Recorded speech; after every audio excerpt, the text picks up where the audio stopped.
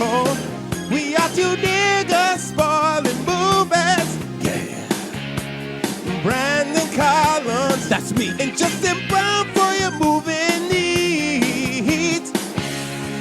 Medium popcorn. Woo! You haven't seen it, well, we're gonna spoil it. Spoil it in your face. That's your warning. So if you get pissed, it's all your fault. Woo-hoo. Woo-hoo.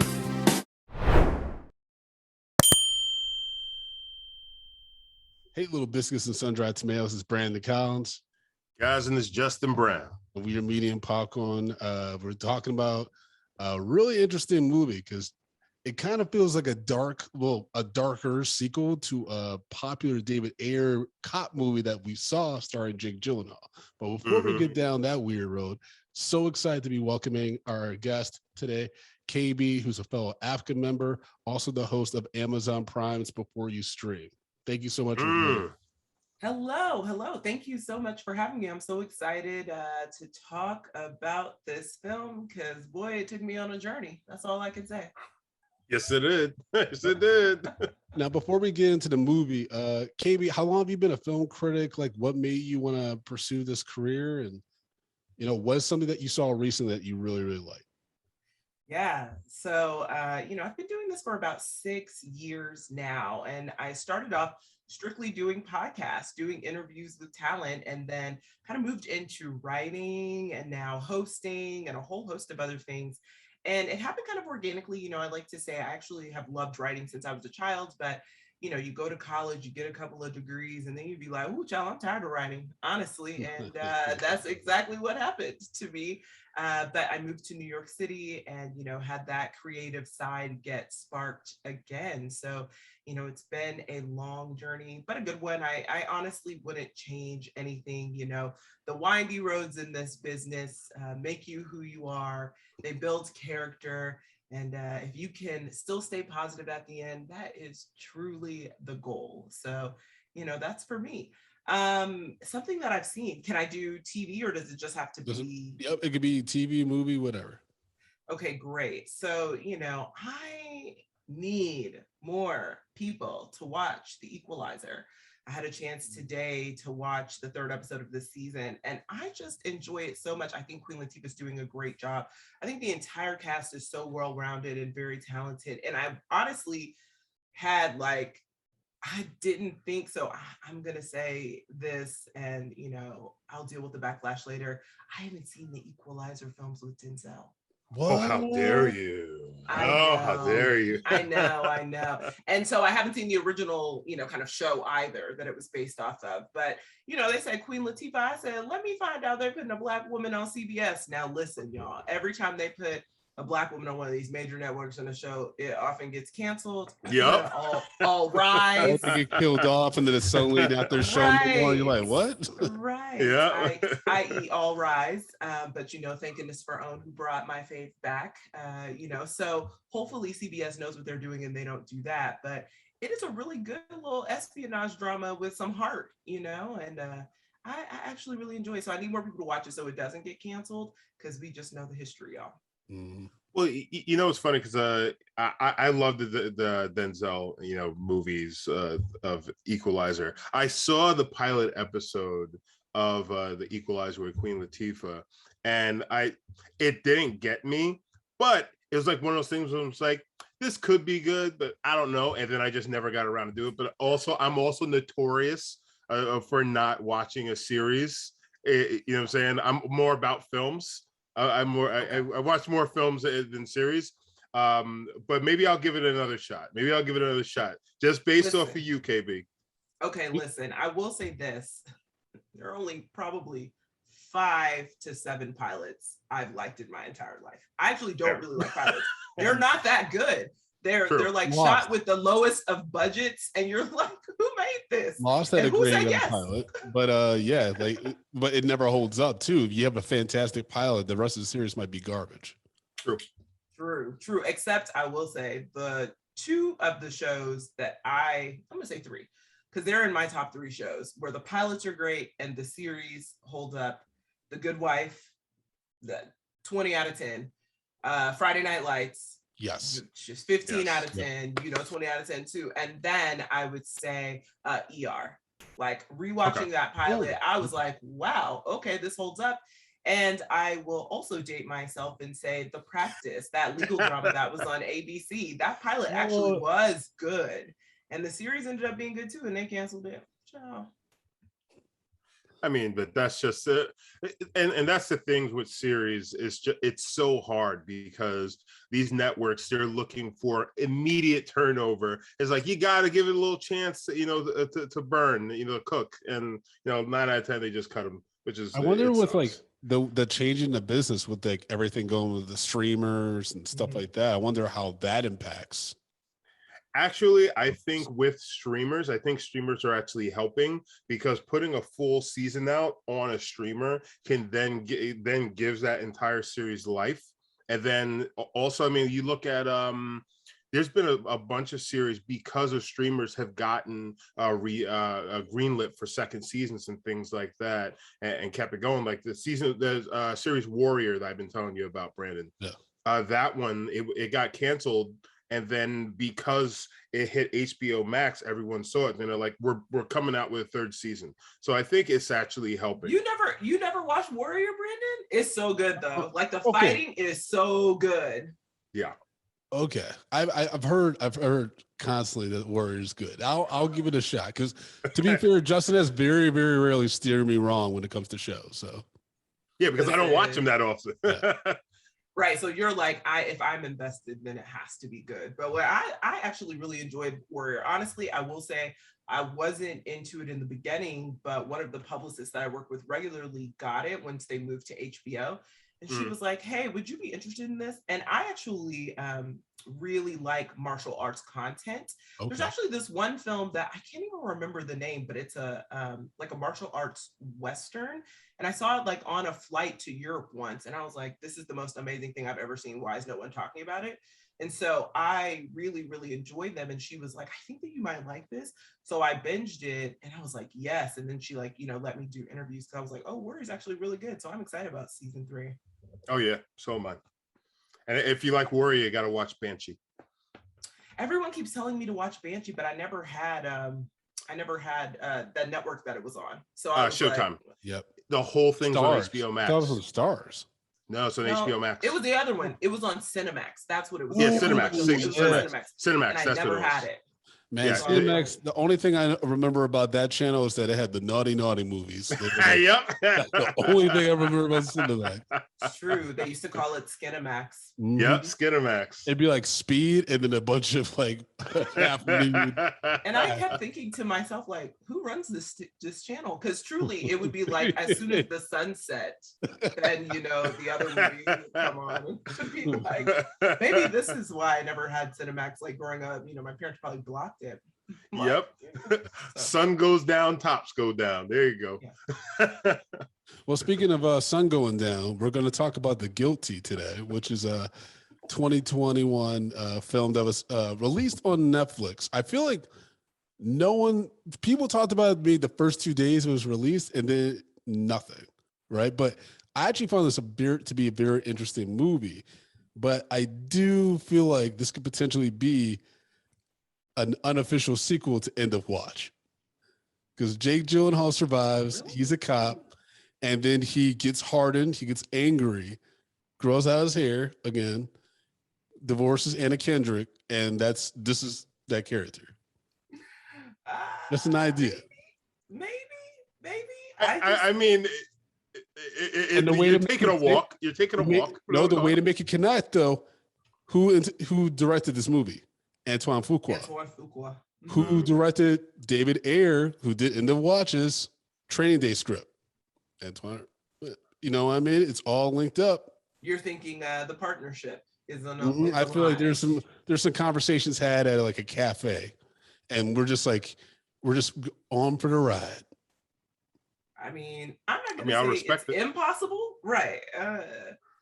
I would be curious if you had the opportunity to ever interview Antoine and ask him that, like. Who knows? They'd be like, brother, what are you saying? Where you get this from? What is you saying, sir? Did you see the boy walking with a limp? I mean, because he got shot up in the watch at the end. That's what I'm saying. The character. Yeah. He Oh, caught some bullets. Yeah, he caught some Yeah. bullets, bro. I mean, he That caught would enough have to where be we some thought, serious rehab. yeah, Like, we thought he was dead too. Like, we're like, oh, they're both dead. And then Yeah. they let the white dude live, and you're like, of course. Of course. Well, I mean, we knew the way that was gonna end. Yeah. well, speaking of that was kind of my hesitation with this film. I was like, oh gosh, another white savior movie. But then it escalates, and I was like, oh. Yeah, it Yeah. because to that, so I watched this at the Toronto International Film Festival as part of that. Yeah. And then the same night after this, I watched, I don't know, KB, if you saw it, it's this movie with Natalie Watts, and she's like trying to run to her son's school because there's an active shooter, and she's like calling all these people to try to like get information about her son. And it felt very much like why am I watching like Back to back film about this white person that's going to use all of her privilege to get what she wants and stuff. Yeah, I didn't see that. I had heard about it, but I didn't get an opportunity to see it. So yeah. I mean, am I gonna watch it though? I don't know. I just have such a hard time with white savior films. Like, it's so hard. I'm like, can we have a new concept or no?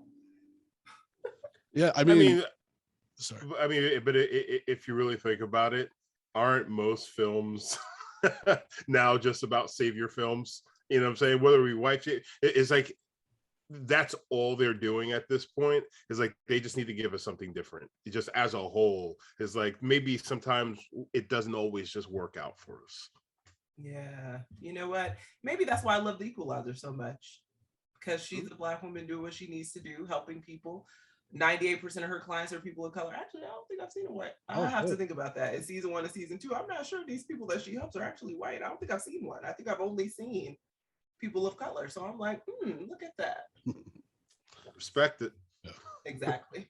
That was the only thing, just to go off on a quick tangent, Justin and I and my wife were talking about with The Harder They Fall, which is that at the beginning, like we were like, oh shit, is this going to be an all Black world? Like there's no white people.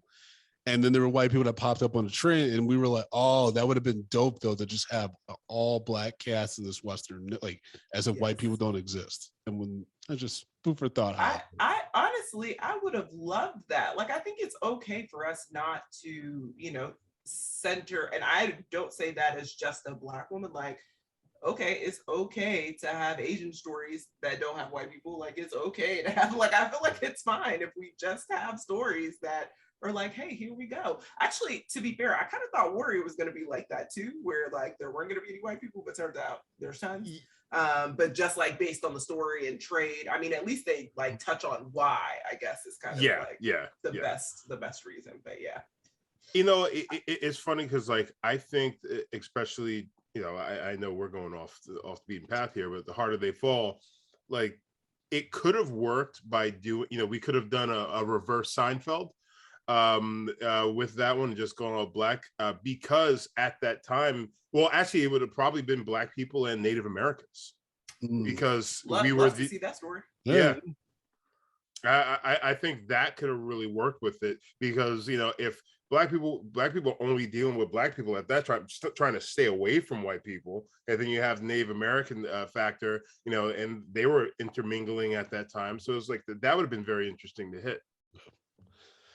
Well, Hollywood chooses what they want to spend money on. Like they spent money on this movie where we just see a pretty white man going through mental anguish for an hour and a half. But to his defense, Jake Gyllenhaal is a fantastic actor.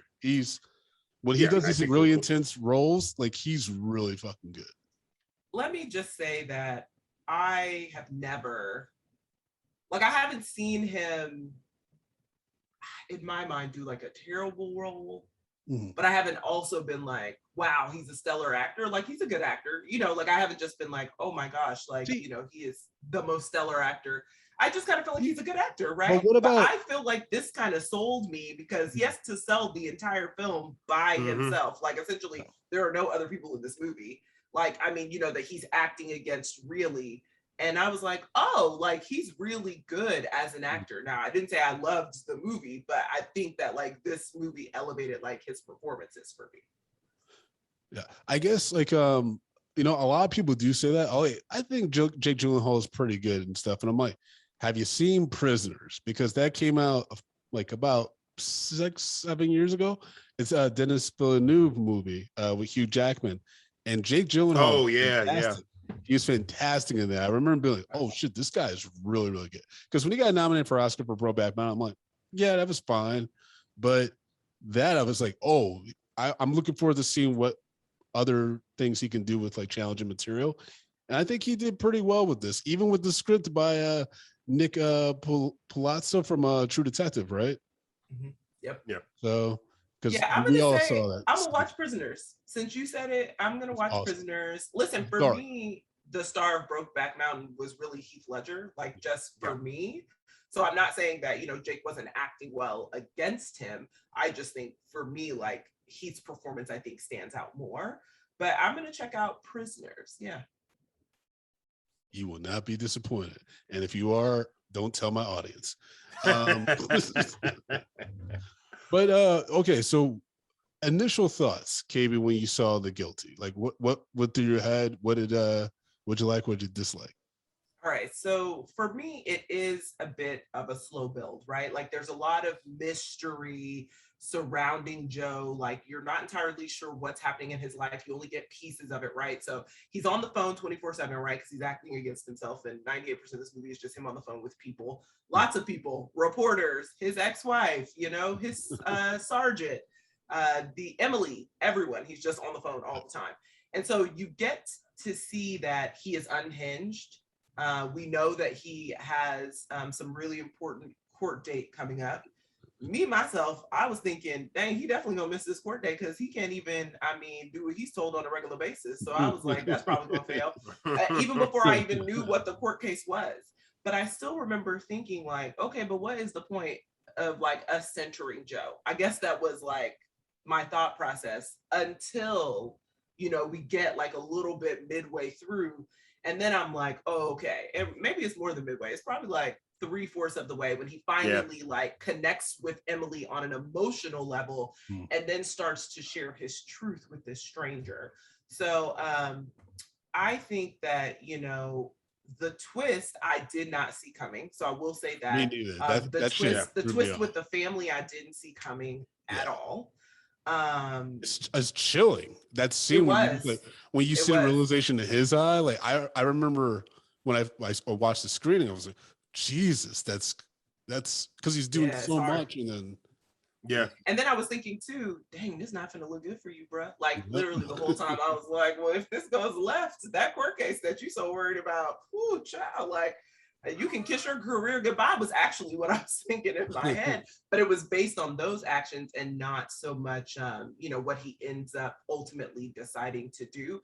I will say the ending, I thought was going to be completely different, particularly when it came to Emily. Like I thought that was going to end poorly. Tragedy. I guess that's the best way I can put it. Yeah. I'm sure there was a cut, like they filmed a scene where that happened, though. Yeah, you know, I same thing. It did start slow, and you're kind of thinking, all right, what's going on here? You know, what's happening? What is this guy's deal? And then you find out, okay, he is an LAPD officer who is now, for some reason, working the phone. So some bullshit had to happen. Mm-hmm. So like, and I'm thinking like, all right, there's probably a shooting. They're probably trying to prove that he's in the right, da da da da da. But then we find out that, you know, he went full on, you know, police officer. But I liked how it did come back around to the fact is it kind of made him come to terms with, hey, sometimes I jump to conclusions and I get it wrong. And now I fuck shit up and look how it affects all these other people's lives. And I thought it for the character, I was sitting there watching, I was just like, yes, he needs this. and and of course, there's a lot of people who need this apparently in the real world. But I liked how that came around, within the film. I guess I kind of feel like what is this obsession? And maybe it's not an obsession, but I'm just going to say this observation with redeeming police in films. Like, what is that about? I mean, particularly, white police, like it's always like, they deserve a second chance. Yeah, they didn't try to, do that to Denzel in Training Day. They were like, "You that motherfucker." Like, it's like, ooh, you know what? He deserves to choose his own fate. And in this instance, he chose the right thing, but it took him God knows how long to get there. I mean, honestly, it could have been a full year, maybe even 2 of how, of desk duty, essentially, a phone duty that he was doing, who knows, but. Oh no, him going to jail. No, but remember he was right, going to he is, but he's going because he chose to, right? That's like true. he had a whole bunch of people who were willing to help him they skirt were on by. Like, and a brother too. Right. Yeah, because his partner, that was a brother. Because you knew that voice. You knew you were a black man. Yep.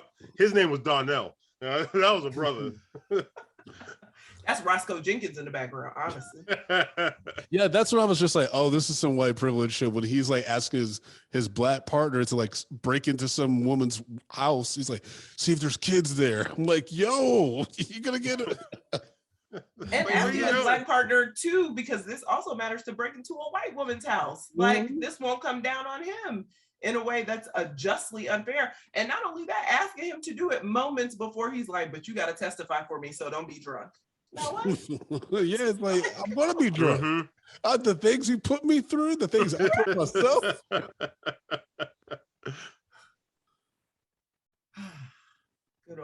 Good old police, content. But listen, I think Jake does a fantabulous job. I mean, honestly, just acting off of himself completely. And I will say, I didn't know the voice until I looked it up later of who everyone Emily. Yeah. Right. And I will just say Riley Keough, like, oh my gosh, because you have to do a lot to just be a voice actress in a drama live action film. And I thought she did a really good job of like emoting exactly what you have to. It's harder to connect with an audience, right? Because she's just on the phone. But I thought she did a really good job of the duality of the character, Emily. I mean, voice acting is tough. I don't know if you know this, KB. Justin definitely doesn't know this. So we're part of AFCA, and the president actually called me up. He's like, "Oh, you have like a really good voice. Like you have good microphone. We'd love for you to like read these things for the AFCA awards, right?" Yeah. Oh no! Justin kind of knows where to go. Oh no! But I've never done voiceover work before, so I'm like just nervous. And like this is before I had like some airway clearance and stuff like that. And so I'm doing the scripts, and I'm kind of breathing heavy, like because I'm nervous, my anxiety is kicking in, and so I'm like, listen to the recordings. I'm like, man, that sounds really breathy. This isn't going to be good. But I was like, let me try it a few more times. Same result. I was just so nervous, fucking it up. So then I sent them to like the president's contact for like, send them these sound bites. And the guy was like, hey, do you have a moment to talk on the phone? I was like, sure. And then he said, hey, man, can you try and record these again? Because, there's a lot of breathing on this. I love the way he said breathing. Like, I just want to let you know that's the main issue is your breathing. Yeah. Also, mind you, this gentleman is also a director for a movie you and I have reviewed on here, Justin. I'll tell you off mic who it is. Okay. I try to re-record them, then I have microphone issues. So at the end of the day, I got paid for it, but they definitely didn't use my audio. So. Oh, for sure. I already knew, Brandon. Did you have to read some stuff too? Yeah. No, that ain't gonna work out for you. I can read. Don't tell me make it seem to KB like I can't read. It's just listen. I know you can read. I work with you, all the time. Listen, I'm not worried. I mean, to be fair, when I have to read when we're together, it's just my name. So I just have to see when I'm going in the order of the panel. I'm like, all right, Brandon. there I am. I can't listen. At least you tried it. And I mean, maybe you didn't hate it. Maybe you could do more in the future. Maybe you could work on it. I don't know. I'm working on it right now. This movie was filmed in 11 days. It shows. Well, I mean, Yeah. yeah. I was thinking that too. I'm like, am I rude in saying like, yeah, I could tell. Yeah, like I don't really. I mean, I wouldn't necessarily think it should take longer though, because it's really just you and Jake in the room all day. Like, you know what I mean? So, I mean, that's we don't have. And then those people who came in, it's literally like what, 2 other people? I think we see 2 other people. Yeah, maybe 3. You know, so yeah, in the background, like at the dispatch and stuff. Yeah, that's we don't have any we don't have the cost of this, do we? No. Let me see. No, I don't see it. Because I'm just curious. Good. Netflix acquired the rights for about 30 mil. So I imagine maybe 15, 10 so that people can make the profit. Because I mean, I imagine it wouldn't cost too much because you have 2 locations. You have 2 locations, and most of the time it's just one person. And yeah, so there's not much that had to go principal filming for this. Yeah, and it's just him sitting at a desk. You're right, and I feel like the majority of the cost probably went to the production team, like post, like the shooting, post, the editing. Yep. I feel like that's probably the majority of it. Well, and Jake David Ayer also, for his unofficial license for the character. Yeah, for his credit, you have to pay David for his credit for sure. Well, I mean, Jake Gyllenhaal also had the cake off of this. He caked. Well, yes. This is a monster cake. Yeah. I mean, it is just him, so I'm sure. Yeah. It's just him. Well, it's just him, the guy sitting at Adrian Martinez, and then the sergeant, Christina Vidal. Yeah. So it's not many people at all. So there's only 3 other people on screen beyond him, or 3 people on screen altogether. So he's killing it.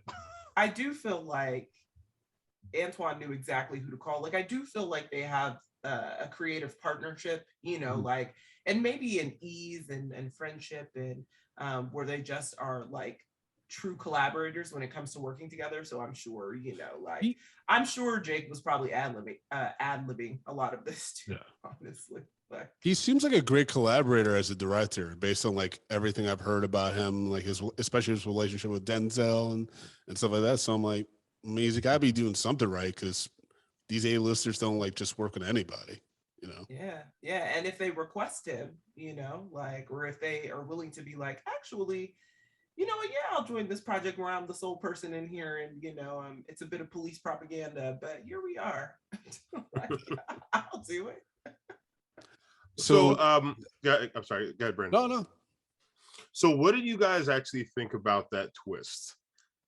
Because when I was watching and that happened, and you come to find out, like, oh, the person who we think that was in trouble this whole time is in actuality really the trouble. And then the whole thing with the son, which having a young child, like, broke my heart, and I was just like, oh my God. So how did that hit you guys? For honestly, it felt like back when I saw The Sixth Sense and the plot twist, and I was like, they told us the whole time that he was dead. Like, if we had just paid enough attention, and I think because I watched this again, and there's certain things that she says and the way she says them where you think it's frantic. Like, you have to look, like, read between the lines to be like, oh, she's actually admitting all the shit that happened. And you're just interpreting it in her panic that it's this guy, like her husband or whatever. But yeah, I like, when that reveal happened, I was like, I feel like they were putting breadcrumbs the whole time. Yeah, I think I was genuinely shocked, but thinking about it, I was like, to your point, Brandon, it made sense.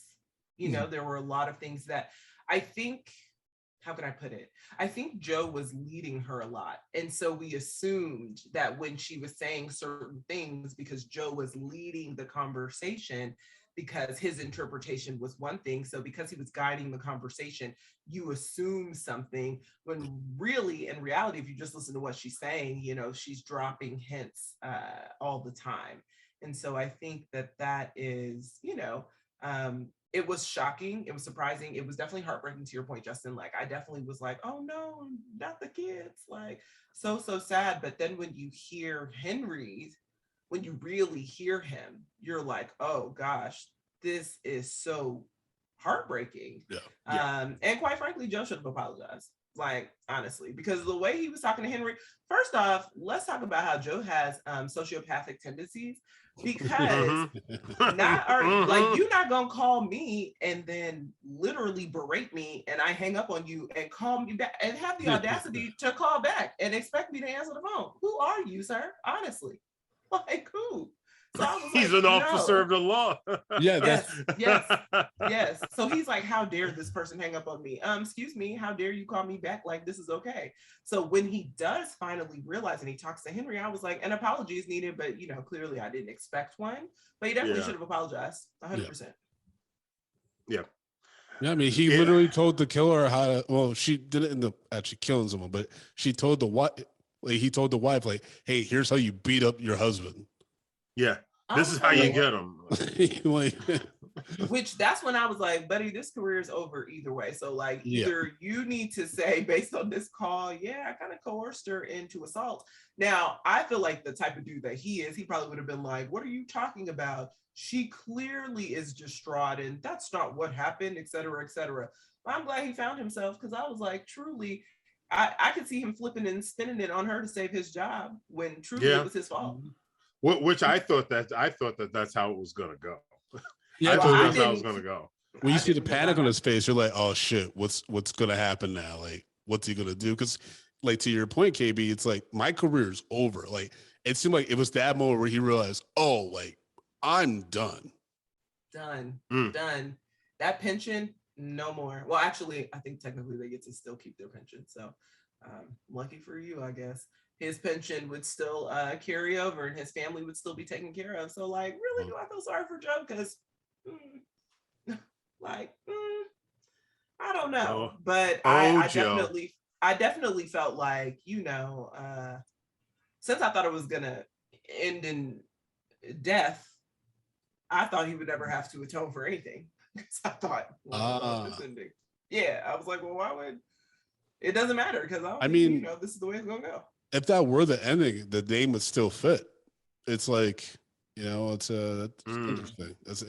I'm sure there's different cuts of like the story panning out and stuff, because it's like you said, it's just Jake kind of maybe improvising. Like, we don't know how much of the script was like really followed in those scenes. So it could have been like, hey, let's just try an outcome where she kills herself, or let's try another outcome where they both die and you're on the phone learning this and stuff like that. So here's a question. Go ahead. I'm sorry. Oh, I was just about to say, I will say, you know, this is very much in the style of Nick Pizzolatto. Like, very much. I mean, if you've ever watched, how you say his last if name? you've ever watched True, I think it's Pizzolatto, but I'm not sure. So I always butcher these names. But if you, I'm like, this is very True Detective-esque though. Like, honestly. So yeah, it's kind of moody. He definitely. Yeah, and sometimes it works and sometimes it doesn't. Vince Vaughn, you know what I'm saying. Quite frankly, in my opinion, only one season of True Detective worked, and that was the first one. Yeah. I wanted to like the third season, and I did to an extent, but I saw it right after The Outsider, which was like a similar kind of murder mystery thing, and then you're like disappointed by the ending. I was like, I don't feel like they're going to stick the landing on this. And then also, the third one was Mahershala, right? Yeah, and he looked like my grandfather in the flash forwards. It was weird. He did. Justin, you met my grandfather. You look like him. Just with glasses. I guess I don't know how to take it, because I'm like, does that mean the makeup department did a good job or a bad one? Like, oh, they did a great job. He had the good posture and everything. I was like, oh, okay, great. I'm like, 50 pounds lighter. That's Papa.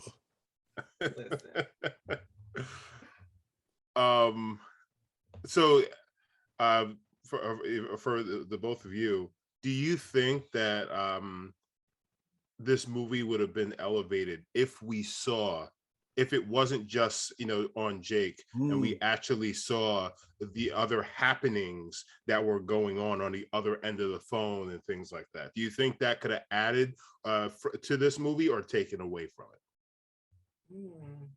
For me, I'm going to say I think it would have added to it. Mm. And I don't necessarily think that we had to see scenes the whole time. Like, we could have just seen a couple glimpses, right? Flashes of them as a couple. And I think that still would have worked. Like, it didn't have to be them, fully us going back and forth between Joe and Emily and Henry the full time. If we just would have seen a few, I think it would have built suspense, in my personal opinion. For me, I think especially the scene where the cops came into the home, I think that would have really drove home the fact is how bad Joe done fucked up here. Yes. And I think that would have been a great scene. And then like you said, some of the cut scenes back and forth. Brandon? I don't know, man. I really like the voice acting. And when I saw the actors that did the voices, I'm like, oh, they got good actors to just do their voices, which makes a lot of sense. I don't know, that plot twist, when that hits, it's that pause. It's because you realize you don't know anything about this woman that we've been talking to for the past 40 something minutes. And you're like, because I can't see her, right? If I were able to see her, maybe I could tell that she was, actually the perpetrator. And so I think that just like, it has more of an emotional punch than if you were to see the visuals playing out. But at the same time, I think the panic of a woman in distress can easily kind of wipe away the slate of mental distress at the same time. So I think we would have, if the actress played it right, if we saw a physical iteration of it, I think it could have worked either way. If the actress played it, either or, it could have been like, it's like, okay, this person is having a mental break right now, or this person is clearly being kidnapped and they're panicking. I think that like it could have been, it could have worked, because I think it's kind of a toss up as far as emotion. Yeah, I think that's why I would prefer that the entire thing wasn't physical and just a few scenes. So like, to your point, the one with the kid would have made sense because you're still not sure who, did it. And I think honestly, in the beginning, I think that Riley could have pulled off, kind of those first interactions with Joe and just being in the car. I don't think you would have known then either, because based on her voice acting, remember, Joe is guiding all the conversations. So I don't think that you would necessarily, kind of pick up on anything abnormal. You just know that she's in distress. I just want to confirm, in regards to Joe's journey of trying to take control of the situation, when he first calls the number outside of the dispatch phone bank, that's illegal, right? Oh, 100%. Yeah. Okay. Like I felt like everything he was doing was illegal, though. The majority of this stuff was illegal. I just wanted to confirm, he can't just take a number that he just got from dispatch, no matter what he thinks the situation, and go to his personal phone and call that number. Listen, I'm no police officer, but I know some fuckery when I see it. and that seemed like some fuckery. Right. I was like, Joe was really screwing around at every turn. To be honest, I feel like everything he did was, Yeah, he would probably say it towed the line, but it was illegal. I didn't also like, the one thing I didn't like is how much he seemed to kind of yell at people of color that were clearly in the other line, like with the person that he's, the cop that he's trying to get to track down the van or, the car that she's in, yelling at the partner. I was just like, yo, like, you can't just be, it was very, it was uncomfortable. But I also think that's to character. A guy that's been out on the beat, doing his thing. He's always in charge. He thinks that he knows everything. So like, I expected him to be a piece of shit, and he did not. He showed exactly. He was right there. He was right there. He kept the party going. Yeah, 100%. And so I just feel like the one thing I appreciate about Joe is that he showed you exactly who he was from second one on screen. Like the very first second, you knew exactly what Joe was about. You knew exactly what he was willing to do. And that's why when they kept talking about this mysterious case, I knew immediately that he was guilty. I mean, like, or I felt like he was, because I was just like, truly the way Joe is behaving in the workplace right now is indicative of how he behaves at all times. So here we are. Because Joe has some anger issues. No one has checked him. No one has checked him. Like even when his sergeant tried to check him, and just he was just like, you just need to effing do it. Like he on the phone with him, like you just need, like, sir, isn't he your manager? I'm confused about why you're telling him what to do and so aggressively. Yeah, for me, I was like, read the room, Joe. Like you need all friends on your side right now. Right. And Joe was like, nah, I do what I want. Firmly. Period. Yep. I did like that scene though at the end where he tells the partner don't lie, like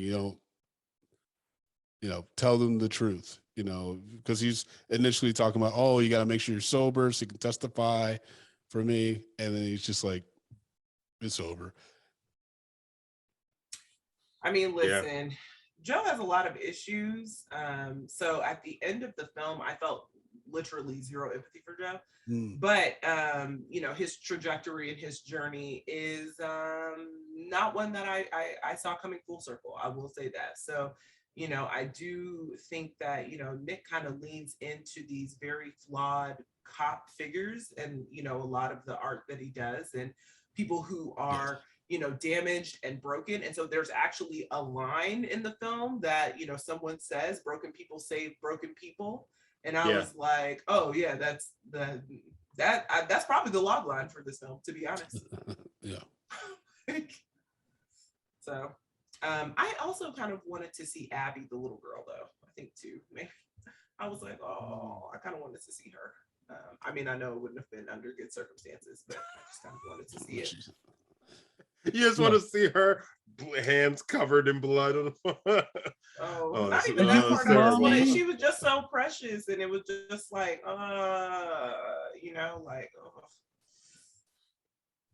like, the baby lived, right? Yes. Yeah. Yes. Okay. That's when it was literally that moment that you could see the weight lift off of his shoulders, and that's when he decided to do what he was doing. When she came in and she said the baby lives, then he was like, all right, I'm willing to do the right thing now. Yeah. Joe. It only took a child on the crux of death to, when you over to do the right thing. That moral compass is not, center with Joe now, is it? Now, a little family connection. We talked about Henry earlier. Peter Skarsgård is married to Jake Gyllenhaal's sister, right? Maggie Gyllenhaal? Yep. He is. Interesting. So look at that. He probably called him up and said, listen, I got a voice job for you. Which might have been perfect, because maybe at the time Maggie was filming her critically acclaimed film, which I honestly can't wait to see. So, maybe that's what was happening, like, let's keep it in the family. We got some time. Maggie's away.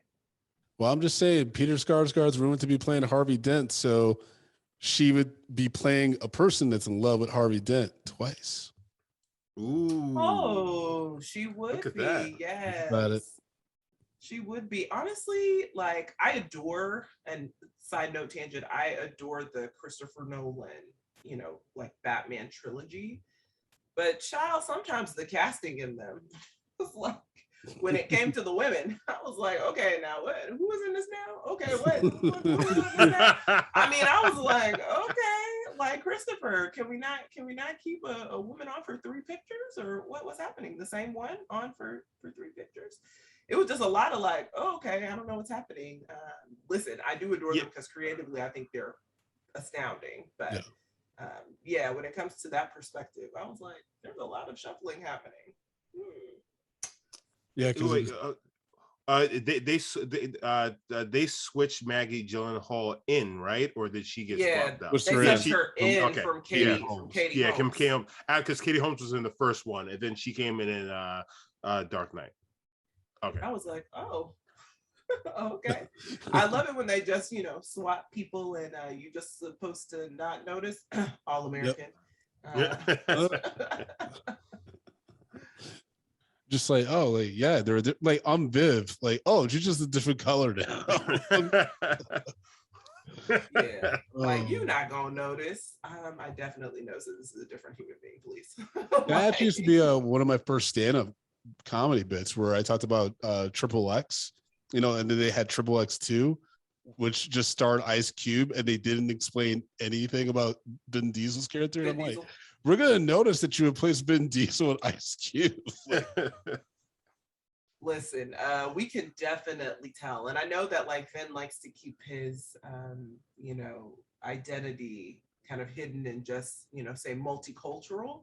But I'm definitely gonna notice if you swap a multicultural individual for a dark-skinned black man. Like I'm definitely going to be like, oh, I can tell. Like, truly. Especially he lost like fucking 4 inches of height on top of it. Right. And they have completely different body types. Like everything is so different. And also just the voices alone too. Like Ice Cube's cadence is dramatically different from Vin Diesel's like husky, hey everybody, I'm Vin Diesel. Yes. Yeah, and then you just go to pure fury and anger. Aye.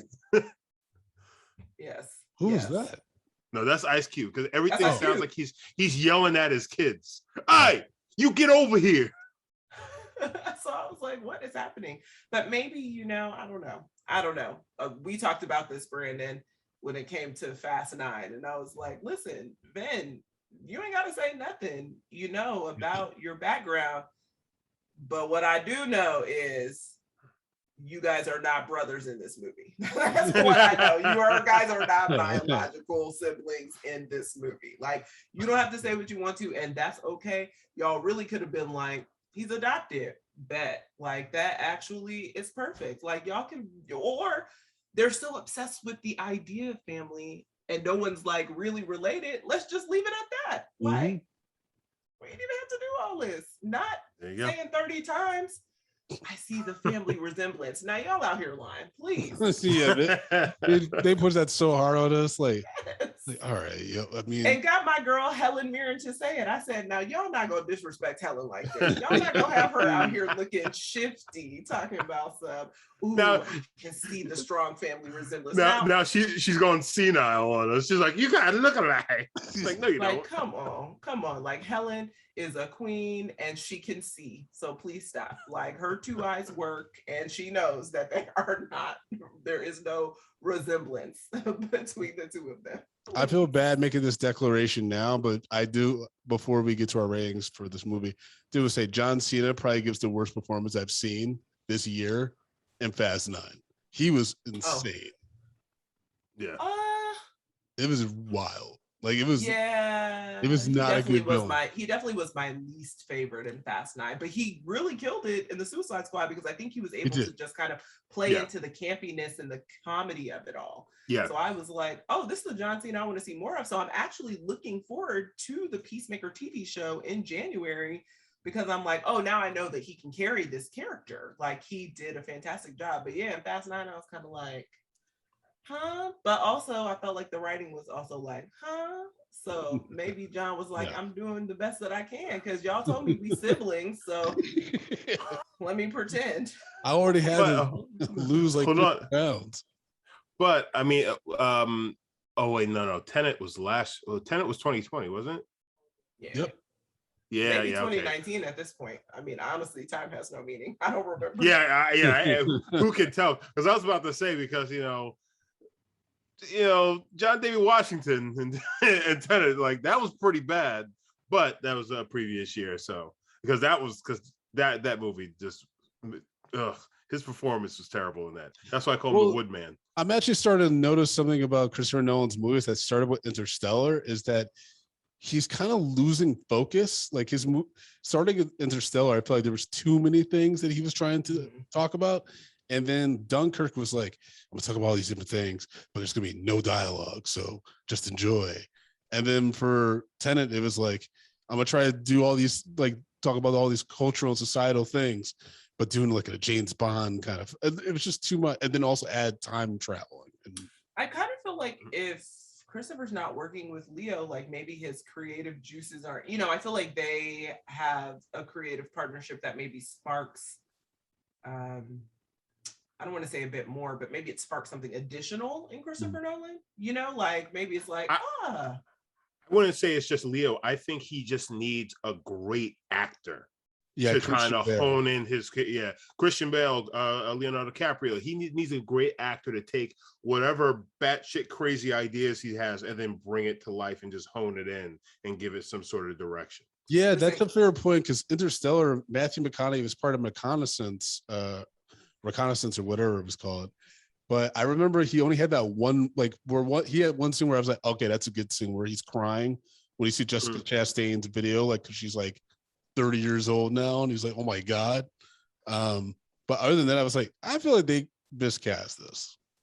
Yeah, I just think that, sometimes some directors really need these actors to really pull something additional kind of out of their projects. And I think it works well for both of them, because I think they're getting something from the directors as well and kind of elevating their crafts because they have an opportunity to do so. And maybe to your point, that's Christopher's point. I mean, honestly, Christian Bale's a fantastic actor. Like, his range is really, really good. And I'm excited to see him in the next Thor film. Like, show me what you got. Villain? Yeah. Oh, that's show me what you got. Yeah. And I'm so surprised he finally did one. No, because I'm just like, I would love to see Denzel and in a Marvel movie. I would love to see Leo in a Marvel movie. And it's like, I think Christian Bale, because of how highly he's regarded in acting and how seriously he takes the craft, like him doing a Marvel movie is kind of like, is this a changing of a tide possibly to see even more? I don't think that Denzel or Leo will ever do a Marvel movie. I don't know. I don't think so. I just think the caliber of where their careers are, I just don't think that they would, unless it was something Matt Damon had the cameo, right? I think unless it's something like that, where it's just a quick cameo and they can move on. But I really don't think that they'll be in them. Christian Bale seems more open to me because he's already done a comic book series, right?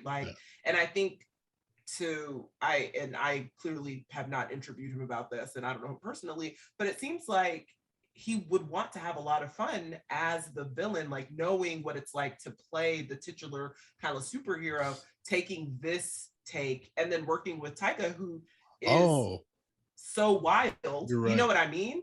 I think that the opportunity to work with Taika on something and to do something that he hasn't really done before, because we don't see Christian Bale have fun. Honestly, when do you see him have fun in films? I would say he's funny though. You're right on the money, because he could do deadpan comedy. He's got really good comedy timing. That's the only good thing about that Vice movie, where I was like, oh, he's funny. Yes. And I think he wants to explore that. He needs lighthearted. I mean, honestly, every film he's in, he's killing somebody, and he's probably like, I'm tired. Can y'all just let me run around and do something fun for once? Truly. Well, and that movie's gonna be good, because 100%. you have an actor like that's good, that's gonna play your villain. Brandon, I say 1,000 times, a movie is only as good as its villain. Yep. And if your villain's going to be tight, then everything else is going to fall into place. So the only way I see a Denzel or somebody dropping like that into one, they have to only going to play the villain, because that's going to give them everything that they need to really take a movie and carry it and run away with it. Mm-hmm. And then basically it elevates the rest of the cast and the whole film on top of that. So I think, because of that, that's the only way you're ever going to see a Denzel possibly in Marvel. And that's if they're given a villain, but you have to have the right villain that will be worthy of a Denzel appearance. But I don't know if we're going to have that. And honestly, Taika convinced Natalie to come back after the terrible first two films, then that's how you know it's going to be good. Because those first two Thor films are the worst in the MCU, possibly. They're so awful. And the second Iron Man. They're so terrible. And yet he convinced her to come back. I was like, oh, I already know it's going to be exceptional, because he talked her into it. And Natalie is really kind of taken a break from acting, I think to raise her children. So like the fact that she even said, yeah, I'm going to step away speaks volumes. So I was like, oh, Taika's about to do something exceptional. So I'm here for it. I would say, I'm going to say this, Black Panther 3. Maybe we get Denzel. I don't know who would be the villain, but I think we could get a Denzel. If 2 is hits, if 2 hits, I would say they're probably gonna go after Denzel for 3. Y'all think Denzel really trying to act? Because I don't. I think he's trying to direct more and kind of put that acting to the side. Yeah, I think Tragedy Macbeth might be his like one of his last ones. Yeah, he's right, like, I'm putting it all out for this one. If y'all give me the Oscar, cool. If not, I'm focusing on behind the scene, camera thing. Yeah. I can't really see him doing too many more projects in front of the camera. I think that if for the right role, and for something that's monumental, I think he'll do it. I think he's going to be very picky and choosy with his projects. But I think if Marvel really came out and was like, this character, this is like, we really need this. And Black Panther, everybody in Hollywood every Black actor wanted to be a part of that. Also the relationship with Chadwick too, the connection, that could be really powerful actually. Yeah, I know I would probably cry. Shout out to you. I know you guys are going to talk about The Harder They Fall, but the train with his name, I was like, oh, what a nice nod to Chadwick and all that he's done. It still doesn't feel real, quite honestly. Like, I know. I just don't understand. The guilty. I'm trying to we've come full circle, but at least it's connected, right? Because Jake's been in a Marvel film, and we're probably gonna see him again soon. Yeah, we are, right? I feel like maybe in the next Spider-Man, because since we're doing, No Way Home and probably unlocking the multiverse, I feel like he might pop in. I think he's the one from Tom Holland's universe that he has to fight in the Sinister Six. I think if we got Alfred Molina, Willem Dafoe from Toby, then we have Sam and Electro from Andrews. Now, like to round, to make it out, we'll just have Mysterio and maybe Vulture back. But because Tom Holland has to have his villains there too, right? I'm like, also Michael Keaton is busy, y'all, because now he's returning as Batman in the flesh. I do too, because I actually adore Michael Keaton, and Beetlejuice still remains one of my top films. I don't care. I think that he did fantastic, and he was a really good Batman too. So I'm excited for this kind of like reemergence of Michael Keaton. So yeah, I hope so, and I definitely think Jake's gonna be back. He's just keeping it quiet. Mm-hmm. Justin, break down our rating system, baby. So call me baby. So guys, we rate movies, bags of popcorn, small, medium, large, and the XL for the exceptional. If a film deserves 0 popcorn, we throw it into the dog shit pile. We pile piles and piles of dog shit on top of it. That's right. That's how we do here, KB. So we sat down and we watched the 2021 film The Guilty, starring Jake Gyllenhaal, and basically just Jake Gyllenhaal on screen all the time, every time. KB, what do you say? Listen, I'm like, this wasn't, I don't know how to say this. Not like one that I really saw TIFF premiering, if that makes sense. Like, I don't know. It definitely feels like a streaming film to me. Yep. So seeing it at TIFF, virtually, but seeing it virtually for TIFF was a little bit of a different experience. But, I think that I'm going to give it a medium popcorn, leaning maybe a little bit too small, only because, I do think if we could have just seen a couple of scenes with the voice actors, I think that would have really elevated it. But I do think, and of course, there's a lot of issues when it comes to the content of the movie. But I think like my popcorn rating is mostly just based on Jake's performance. Like, I think his ability to turn from angry to sad to empathetic to, complete and total douchebag to and within 2 seconds or less is exceptional. And like I said, I think that this was the first time I'd really watched a performance of his where I was like, oh, my dude is acting, like, because then also he's breaking down in tears and he is, confused and confounded. But I do think it definitely took too long to there's so many like like nuggets about who Joe is, but it took too long to get to the point of who Joe was. Because I'm like, 3/4 of the way is a long time. We could have sped that up a little bit and kind of got rid of some of this dialogue in between. So yeah. Okay, Brandon? I'm gonna give it a medium as well. Yeah, because to that point, it's like when we finally get the confession from Joe about like, I killed this person. It's just kind of like, yeah, we already knew that. Like you're trying to redeem him after he had this horrific plot twist. But I'm like, yeah, that's so obvious, bro. Like we knew, like we all knew. But I do think the voice acting was exceptional. I think it was very good. But again, there's just something about this movie that makes it feel like it was made in 11 days. Like if I told someone who knew nothing about filmmaking and like or anything about how Hollywood makes movies, and I just said, "Hey, do you know this movie, The Guilty, only took like 11 days to film?" They'd be like, "Yeah." No one would be I don't even think that. I think you could ask someone, "How long do you think it took them to film this?" And they would say 2 weeks. Like honestly, I think they'd probably be like, "Oh, this looks like 2 weeks." Fair. I mean, you're efficient, Antoine. I mean, Tyler Perry did what was it? Not 7 days. No, acrimony. Acrimony in like 9 days. So it can be done. Should it be done? I don't know, but it can be done.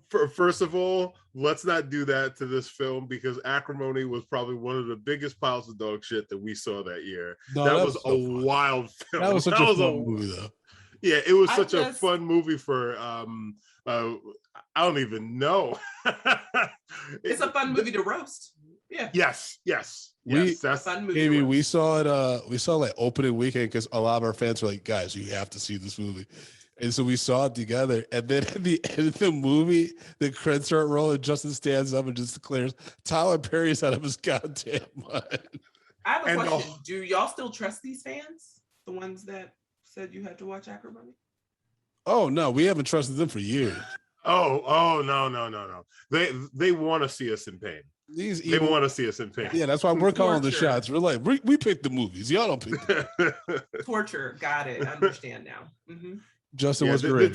This is shared suffering right here. Shared trauma. That's our whole podcast is at this point. So first of all, I'm going to point out that this movie was a solid 90 minutes, which I loved.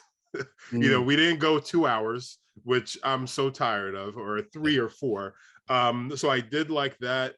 Jake Gyllenhaal, you can't. What else can you say? He was phenomenal. His acting wise. There are a few things that.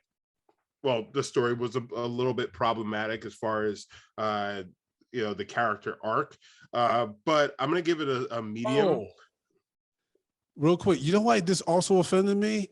It was very similar to what they did with Sam Rockwell on the 3 Billboards of Mississippi, where they redeem this problematic white cop, and you're like, no, he's still fucking terrible. Like, yeah. I mean, I don't know that people walk away and feel anything for Joe. Like I think they're like, okay, Joe. Like it's more of like, all right, Joe. Like. Fair enough. Yeah. Sorry, okay, Joe, go off to jail with you. Right. I don't think like no one's well, let me not say no one, but yeah, no, there are people who's just like he was just trying to help. Right. So I'm gonna give it a medium. I think if we would have got some scenes outside of just the room with Joe, it could have added to it and actually added another level of tension to it, and actually gave Jake Gyllenhaal a little bit extra, to act upon, to really kind of, well, he would have been acting upon it, but it would have accentuated his performance at some point, even though I think he did a great job. And I think if we would have got that, I would have definitely pushed it into a large for me. But right now, I'll keep it at a medium. Would it ever, for either of you, did it ever have the potential to be an extra large? No. I thought. The no was so firm. No. When I saw the trailer for it, I was very interested in it, and because it was like, wow, because the trailer seemed extremely intense. I mean, was the film intense? Yes, but not as intense as that trailer it gave to you. So if they kept the same intensity of the trailer, that would have gave me that may have gotten an XL. That because that trailer was dope.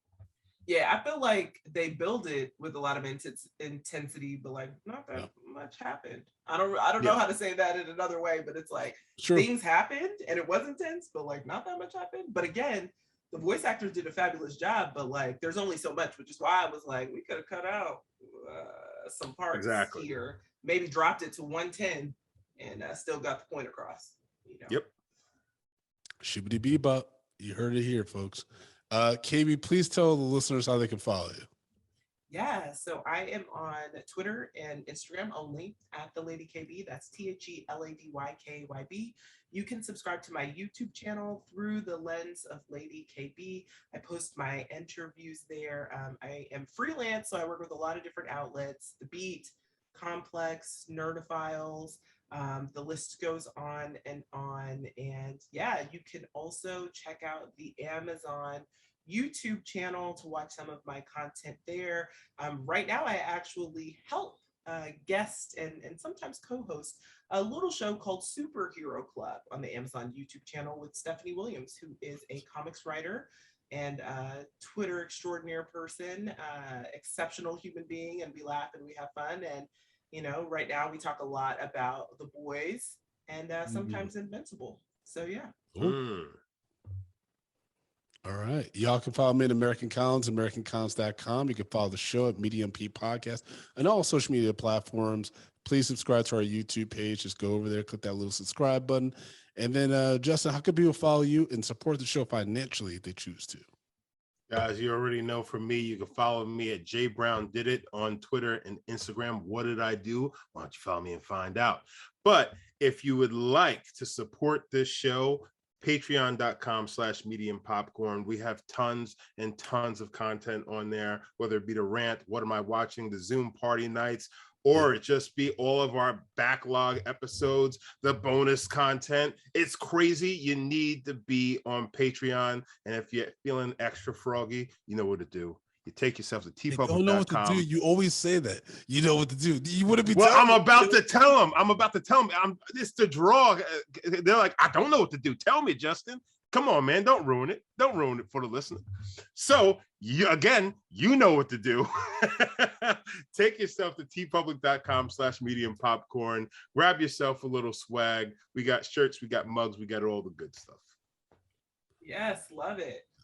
Thank you, KB, so much for joining us. Really appreciate it. Thank you so much for having me. I can't wait to come back and talk about more. Well, if you guys will have me, and talk about more content, TV, film, all the things, you know, that I love, and get to rating. You know, I'm hoping to get some dog piles going one time. Those are the best. Oh, don't worry. We've got some dog piles on this show. We got some movies that we could do.